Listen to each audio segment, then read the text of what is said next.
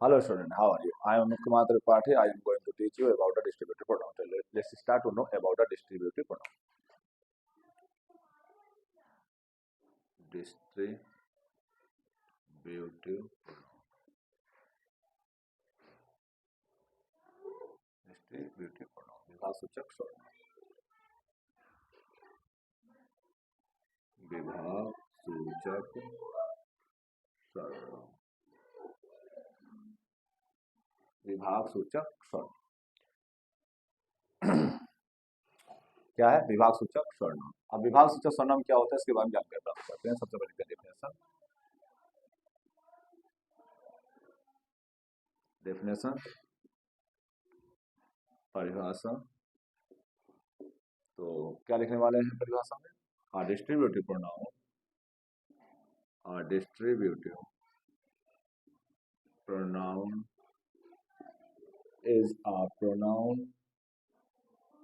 is a pronoun which is used to distribute nouns. Is called distributive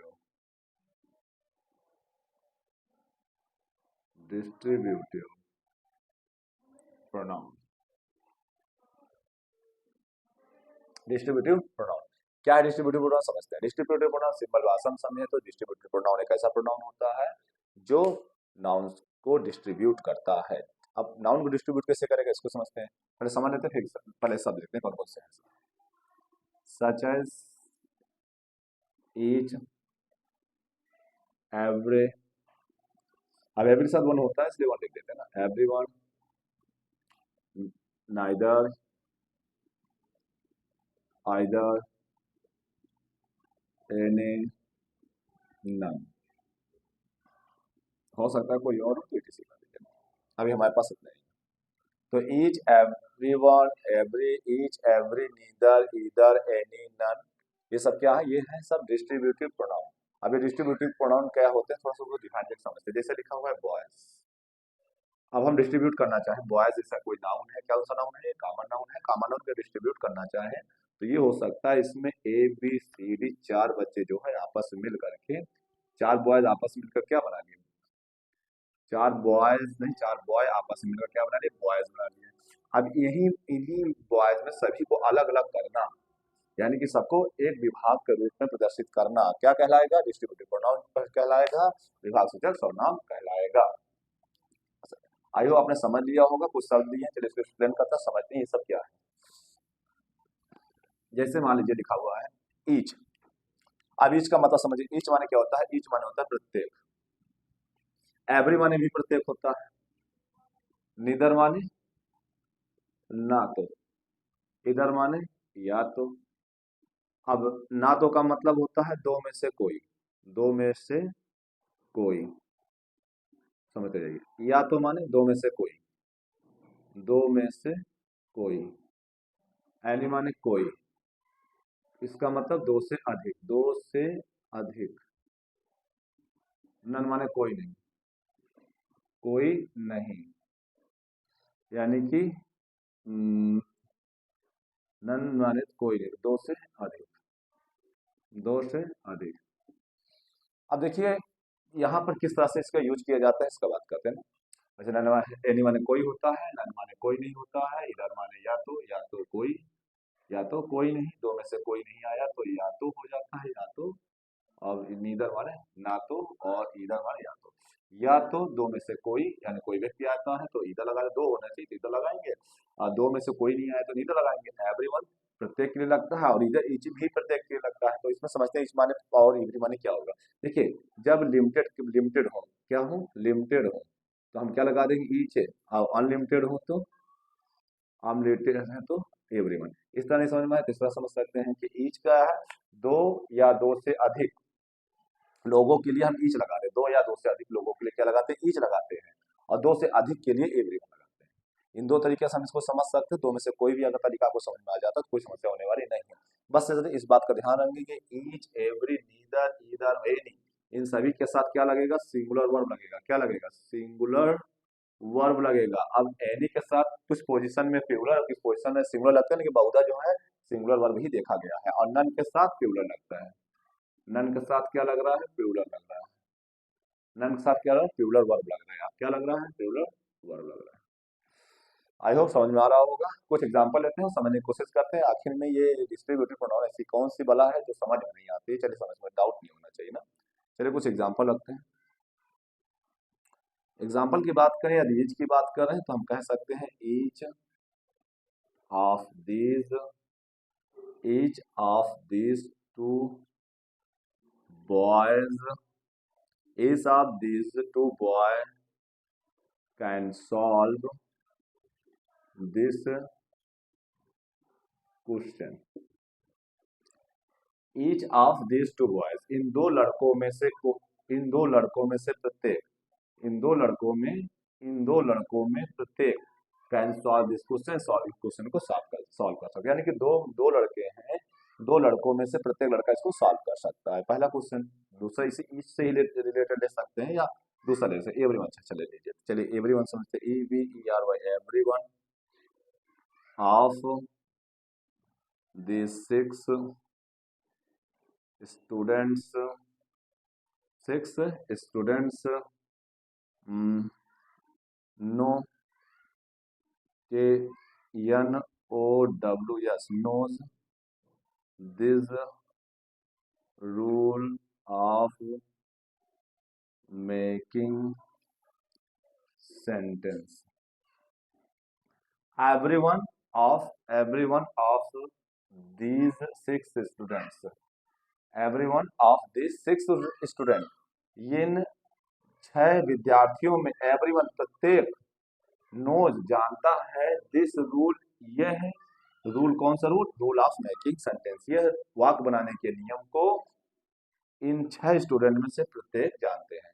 देखिए दोनों का sense एक ही तरह है और दोनों में जो हेल्पिंग लगने वाली है, चलिए मान लीजिए आप कैन हमने यूज कर दिया, तो यदि हम इसको थोड़ा सा रिमूव करें तो यहाँ हम ये लिख सकते हैं रीड्स का यूज कर सकते हैं। दूसरा वाक्य बनाते हैं तो रीड्स लिख सकते हैं। क्या रीड्स लिख सकते हैं? क्या लिखा? Each of these two boys reads this question, दो बच्चों में से प्रत्येक जो है इस क्वेश्चन को पढ़ता है। क्या करता है? पढ़ता है।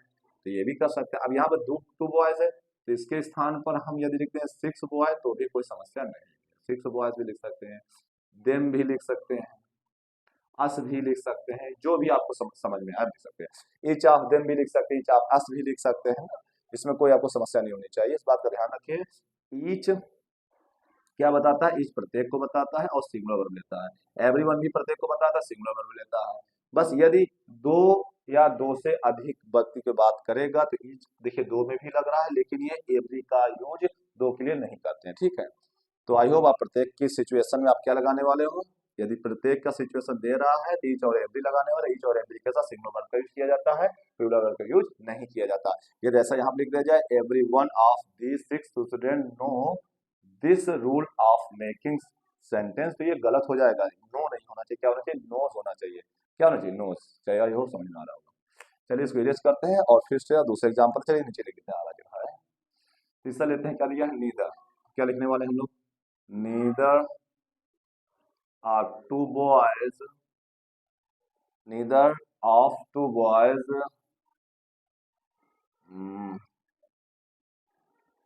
Can solve this question. Neither are two boys, दो लड़कों में से कोई नहीं, दो लड़कों में से कोई नहीं can solve this question, solve question को सॉल्व कर सकता है। यानी कि दो में से कोई नहीं कह रहा है तो आप क्या लगा रहे हो? नीदर। दो में से कोई नहीं कह रहा तो आप क्या लगा रहे हो? नीदर। नीदर के साथ भी सिमिलर लगता है। तो यहाँ भी यहाँ भी करना चाहे तो आप रीड्स कर दीजिए। क्या कर दिया? रीड्स कर सकते हैं। ठीक है, क्या कर सकते हैं? रीड्स कर सकते हैं। इस बात में कोई फर्क नहीं पड़ता वर्ब क्या है, फर्क इस बात का पड़ता है वर्ब सिंगुलर है या प्लूरल है। कैन है मॉडल का, इसलिए सिंगुलर प्लूरल समस्या नहीं यहाँ पर समझ में आती है। लेकिन यदि आपको ऐसा लग रहा है तो आप यहाँ पर इस रीडिंग, इस जंपिंग कुछ भी आप कर सकते हैं। ठीक है, neither are two boys reads solve this question, यानी कि कोई भी इन दोनों बच्चों में से कोई भी इस क्वेश्चन को नहीं पढ़ता है। नहीं, आप सॉल्व कैन के साथ सॉल्व रहेगा और रीड्स अकेला रहेगा ना। तभी सेंस बनाएगा। नीदर आर टू बॉय, दो लड़कों में से कोई नहीं रीड्स माने पढ़ता है दिस क्वेश्चन, इस क्वेश्चन को। अब यहाँ पर आप देख रहे होंगे प्लूरल दिया हुआ बहुवचन, जिसके अनुसार तो रीड होना चाहिए, लेकिन हमने रीड्स क्यों लिखा है? क्यों? क्योंकि जो है आपसे पहले वाला जो शब्द होता है उसके अकॉर्डिंग ही वर्ग का चुनाव किया जाता है। चलिए इसमें थोड़ा सा बता देते हैं। यदि आपसे पहले जो पोजीशन नाउन का होता है इसके अकॉर्डिंग ही यहाँ पर वर्ब का चुनाव किया जाता है। अब यदि यहाँ पर और दिया है और, तो ये पहले वाले सब्जेक्ट के अकॉर्डिंग ही यहाँ पर वर्ब का चुनाव करेंगे, यहाँ पर चाहे कोई भी हो ना। इस प्रकार से आप समझ सकते हैं। ये तो आपको प्रोनाउन में बताया ही गया है, तो इस बात का भी ध्यान देंगे ना कि क्या कर रहे हैं हम लोग। तो आप बस इतना ध्यान दीजिए आप कि नीदर का यूज किसके साथ करते हैं? नीदर का यूज दो लोगों के साथ करते हैं और सिंगुलर वर्ब का यूज करते हैं, बस इतना ही टिक करना है। क्या करना है? नीदर के साथ दो लोगों का बात करेगा और सिंगुलर वर्ब रहेगा, और एवरीवन के साथ दो से अधिक लोगों का बात, दो का बात नहीं करेगा, दो से अधिक का बात करेगा और सिंगुलर वर्ब देगा। ईच का बात दो या दो से अधिक, दो का भी बात कर सकते हैं, दो से अधिक का भी बात करेगा तो ईच लगाने वाले हैं, सिंगुलर वर्ब रखने वाले हैं। यदि आपको लगता है ईच के साथ क्या लगाया है, ईच के साथ दो लगाया है, तीन लगाया है, 10 लगाया, 100 लगाया है, कोई समस्या नहीं, no problem.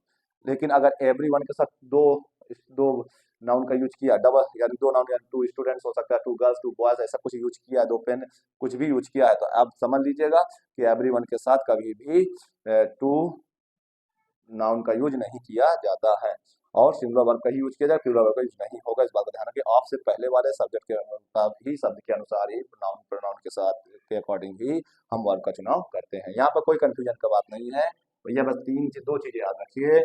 Each, every, neither, either जो भी दिया है वो अपने अकॉर्डिंग केवल सिंगुलर वर्ब का ही यूज कराएगा। नन के साथ केवल प्लूरल वर्ब लगा रहे हैं, बाकी सभी के साथ हम क्या लगाने वाले हैं? सिंगुलर वर्ब का यूज करने वाले हैं। चलिए इसको यूज करते हैं, कुछ और समझते हैं इसमें और क्या क्या दिया गया।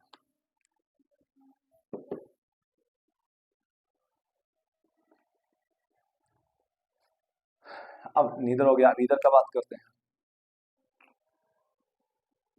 Either of these two, either of these two boys,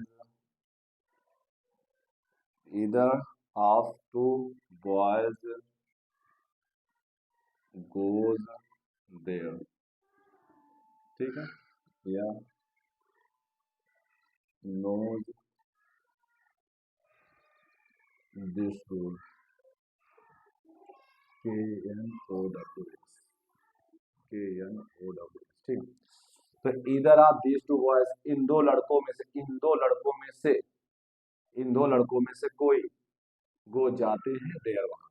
तो अभी ये बात ध्यान रखिएगा कि आप देखिए यहाँ पर इधर दिया है ना, इधर क्या लगा? दो लोगों का बात करता है, इधर हमें सब क्या लगा? सिंगुलर लगता है। सिंगुलर, ये देखिए सिंगुलर लग गया, आप दो लोगों के बात भी कर रहा है।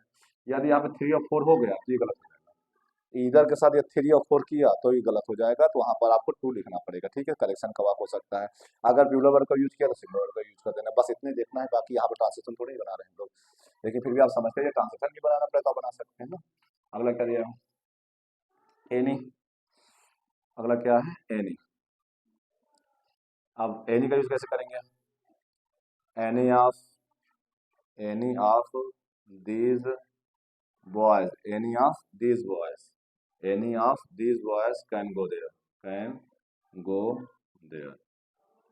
इन लड़कों में से कोई वहां जा सकता है। Any of these boys can go there. अब देखिए यहाँ पर एनी के साथ, इस बात को ध्यान रखिए, एनी के साथ यानी के साथ अब दीज बॉयज भी हो सकता है, दीज 6 बॉयज भी हो सकता है, दीज 10 बॉयज भी हो सकता है, यानी कि 2 से अधिक हो सकते हैं। दो का बात करेगा, दो बात करेगा तो ईदर लगेगा, दो का बात करेगा तो ईदर लगाएंगे, दो से अधिक का बात करेगा तो एनी लगाएंगे, बस ये दोनों मैटर है। अब देखिए, दो का बात करेगा क्या लगाएंगे? इधर लगाएंगे, दो से अधिक का बात करेगा तो इधर लगाएंगे। अगर एनी के साथ दो का बात किया तो गलत है, और इधर के साथ अगर दो से अधिक का बात किया तो गलत है, यानी कि अगर दो से अधिक की बात करेगा, दो में से कोई, मतलब दो में से कोई जा रहा है तो इधर लगाएंगे, दो से अधिक दिया है, 100 लोगों में से कोई जा रहा है तो एनी लगाएंगे, ठीक है। अब यही बात कर लेते हैं, नीदर और नन का बात एक साथ होता है। चलिए इसको एक बार समझते हैं। क्या दिया? Neither, NEITHER, neither. यह दो दिया है, neither of two boys, neither of two boys goes there, neither of two boys goes there, दो बच्चों में से कोई नहीं वहां जाता है, ये बात तो करेक्ट है, कोई समस्या नहीं है। अगर दूसरे नंबर देखें नन का, तो लिखेंगे none of them, none of them are going there, उनमें से कोई नहीं वहां जा रहा है। तो आई होप आपको समझ में आ गया। नन के साथ हमेशा दो से अधिक के लिए नन लगाते हैं और दो के लिए नीदा लगाते हैं। दो से अधिक के लिए एनी लगाते हैं, दो के लिए ईदा लगाते हैं। ईच का ये प्रत्येक के लिए करते हैं, एवरी वन का प्रत्येक के लिए करते हैं। इन दोनों को एक साथ रखिए, ईच का भी ये प्रत्येक के लिए, एवरी वन का प्रत्येक के लिए। ईच का यूज दो या दो से अधिक के लिए करते हैं, एवरी वन का हमेशा यूज दो से अधिक के लिए करेंगे, दो के लिए नहीं करेंगे। दो के लिए एवरी वन है तो गलत है। नीदर का यूज दो के लिए नीदर का यूज करते हैं, दो से अधिक के लिए नन का यूज करते हैं। और दो दो के लिए ईदर के यूज करते हैं, और इन्हीं का यूज दो से अधिक के लिए किया जाता है। बस इतना ही आपको डिस्ट्रीब्यूटिव में समझना है। फिर रिवीजन करते हैं। ईच के साथ क्या लगाते हैं भैया, ईच के साथ सिंगुलर वर्ब को लगाते हैं। इसके साथ क्या लगेगा, सिंगुलर वर्ब। एवरी के साथ सिंगुलर वर्ब। ईच का यूज दो या दो से अधिक वस्तुओं के लिए करते हैं। एवरी वन का यूज दो से अधिक के लिए ही करते हैं। नीदर का यूज सिंगुलर वर्ब के साथ करते हैं। नीदर का यूज दो के लिए ही करते हैं। ईदर का यूज दो के लिए ही करते हैं। अब नीदर के यूज दो में से कोई नहीं गया तो नीदर, और दो में से कोई गया तो ईदर, और दो में से कोई गया तो ईदर, और दो में से कोई नहीं गया तो नीदर। लेकिन अब एनी का यूज कहाँ करोगे, एनी का भैया यूज वहां कर लेना जहां पर दो से अधिक लोग दिए हैं और कहते हैं उनमें कोई नहीं, यानी कि 100 लोगों में से कोई नहीं गया तो एनी लगेगा। ईदर वहां पर नीदर नहीं लगाना, वहां क्या लगा देना, सॉरी वहां पे ईदर नहीं लगेगा, वहां क्या लगेगा, एनी। 100 लोगों में से कोई गया है तो क्या लगाएंगे, 100 में से कोई गया है तो एनी लगाएंगे, दो में से कोई गया है तो ईदर लगाएंगे। 100 लोगों में से कोई नहीं गया है तो नन लगाएंगे, और 100 लोगों, अगर दो लोगों का बात करेगा तो नीदर लगाएंगे।